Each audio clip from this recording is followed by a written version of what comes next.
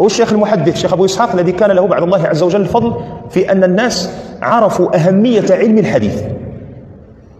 يعني لو كان شي عمل داروا الشيخ أبو إسحاق الحويني من غير المؤلفات ديالو إلى آخره، هذه شهادة نشهد له بها أمام الله عز وجل أن عمله الدؤوب من غير التربية وكذا أنه علم الناس أهمية علم الحديث.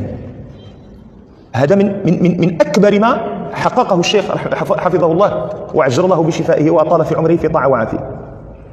الشيخ أبو إسحاق هذا تتلمذ وأخذ شيئا من علم الحديث على يد الشيخ بوخبزة رحمة الله عليه، والشيخ بوخبزة هو الذي أجازه في عدد من الكتب.